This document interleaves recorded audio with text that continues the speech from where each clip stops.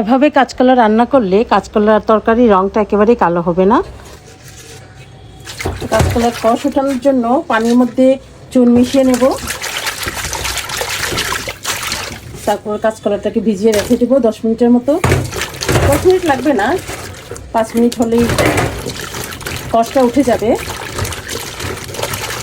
এবং তরকারি রান্না করার পর তখন আর কাঁচকলাটা মানে কালো যে রঙটা ধরে এই রঙটা থাকবে না, সাদা হয়ে যাবে। তো মাছটা আগে একটু হালকা ভেজে নেব, একটু হলুদ আর লবণ দিয়ে মাখিয়ে নিচ্ছি।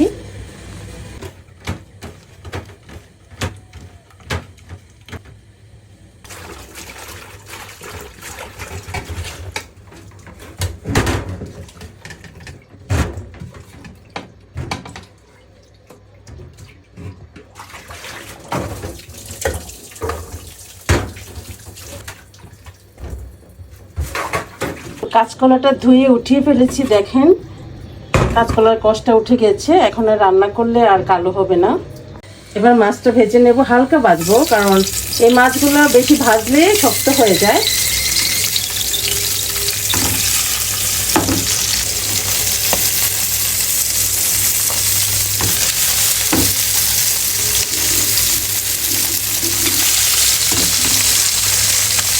মাছটা বেশি ভাজবো না, উঠিয়ে নেব, হালকা ভাজবো শুধু।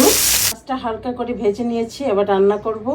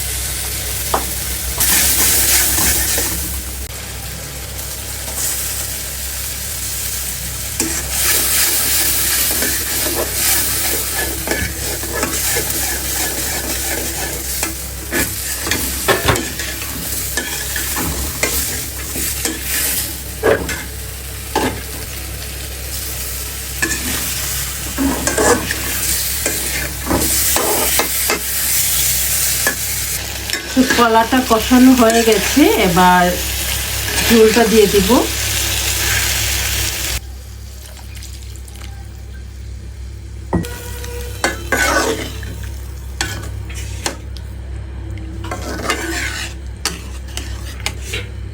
এবার মাছটাও দিয়ে দিব।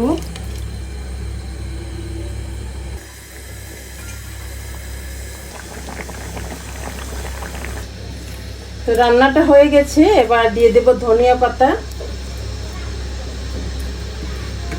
তো তরকারি কালারটা দেখেন একদম হলুদ, কাঁচকলার কোনো কালচে যে একটা ভাব থাকে সেটা একদম নেই।